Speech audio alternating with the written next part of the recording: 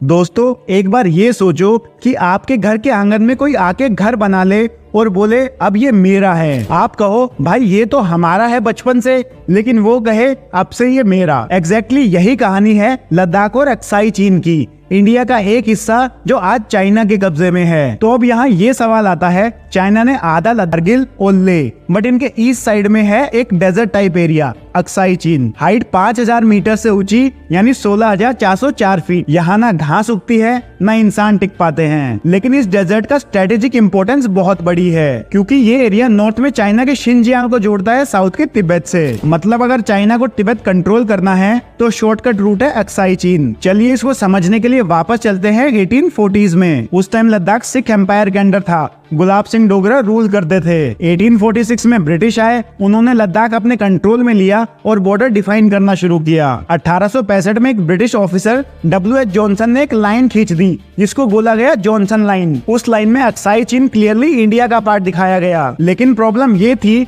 उस time China को इस एरिया से कोई लेना देना ही नहीं था, ना शिनजियांग उनके पास था ना तिब्बत। ब्रिटिश ने सोचा चाइनीज से बातचीत करने की जरूरत ही नहीं, और वहीं से लड़ाई का बीज बोया गया जो आज तक सुलझा नहीं। 1950s में पिक्चर बदली, चाइना ने तिब्बत पर कब्जा कर लिया और फिर सोचा शिनजियांग से तिब्बत का फास्टेस्ट रास्ता क्या है, और जवाब निकला अक्साई चीन। 1954 से चाइना ने चुपचाप रोड बनाना शुरू कर दिया। 112 किलोमीटर का हाईवे डायरेक्टली अक्साई चीन के बीचों बीच बन गया और इंडिया को पता भी नहीं चला। 1958 में जब चाइनीज नए ऑफिशियल मैप्स आए तब इंडियन गवर्नमेंट को शॉक लगा, ये तो हमारा एरिया है। चाइना बोला नहीं नहीं ये तो हमारा है, और फिर शुरू हुआ कॉन्फ्लिक्ट। 1962 में इंडिया और चाइना के बीच वॉर हो गई। दिक्कत ये थी कि इंडिया डिफेंस के हिसाब से वीक था। नतीजा चाइनीज आर्मी ने पूरा अक्साई चीन कैप्चर कर लिया और अपनी क्लेम वाली लाइन खींच दी, जिसको आज हम बोलते हैं line of actual control LAC। तब से लेकर आज तक वही लाइन इंडिया चाइना बॉर्डर का बाउंड्री बन चुकी है। 1962 के बाद भी क्लैशेस रुके नहीं, कभी डोकलाम, कभी पैंगोंग सो, और सबसे बड़ा 2020 का गलवान क्लैश। उस क्लैश में 20 इंडियन सोल्जर्स और लगभग 40 चाइनीज सोल्जर्स शहीद हुए। और एक और रीजन है इंडिया चाइना के बीच टेंशन का, दलाई लामा। जब चाइना ने तिब्बत कैप्चर किया तो दलाई लामा इंडिया भाग के आए